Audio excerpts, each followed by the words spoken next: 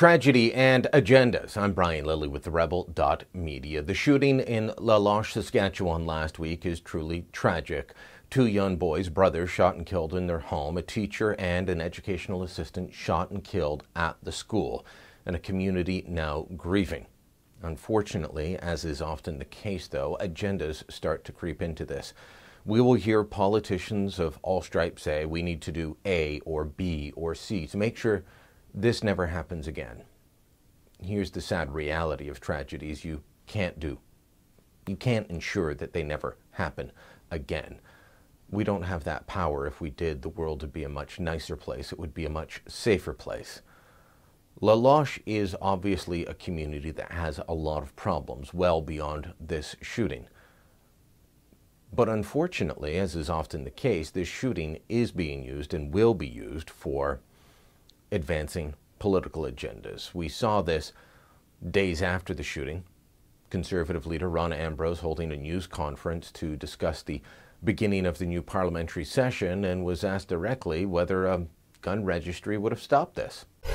Given that the shooting took place in a rural, prairie community, given the previous government's defense of gun owners being law-abiding citizens, duck hunters, farmers, and the like, do you have any concerns about what took place there with regards to the weapon used and whether this tragedy could have been avoided with perhaps a long gun registry or any other kind of more aggressive policing of these kinds of weapons? I don't know what happened here, so I can't comment. I have no idea how a young kid got a hold of a gun, so I can't comment. Ambrose wisely didn't answer that question and moved on. Ralph Goodale was asked about gun control. I asked him myself because I'd been hearing others mutter about it. Is this the direction the government's going to go? Is gun control a consideration at this point? Look, the issue of the firearms rules and regulations will undoubtedly be examined by the RCMP as part of their investigation. It is far too early to jump to any conclusions about the causal factors yet. That's under investigation, and I wouldn't comment until the investigation is complete. So it's good to hear that Goodale isn't going to immediately jump on that bandwagon, but then I listened to him discuss all the areas and all the things that need to happen in Loche because of this shooting.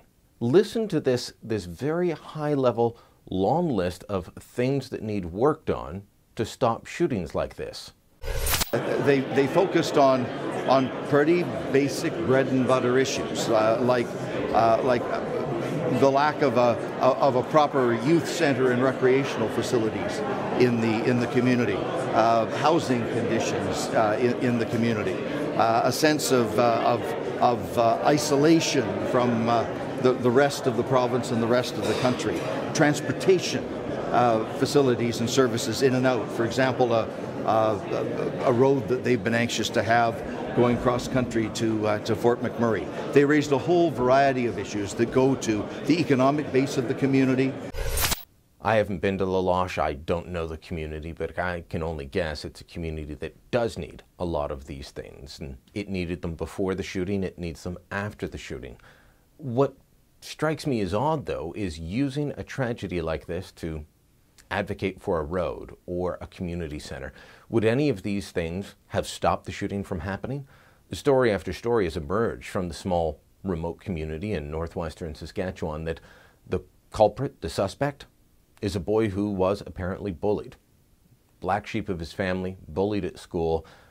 He lashed out in a very tragic way for 3 other families. That doesn't necessarily mean building a community center would have stopped this, or building a road. These are solutions to bigger problems for the community. They're not the solution to stopping shootings like this from happening again, and they actually have nothing to do with the shooting. But as often is the case, we are seeing political agendas being attached to a very real tragedy.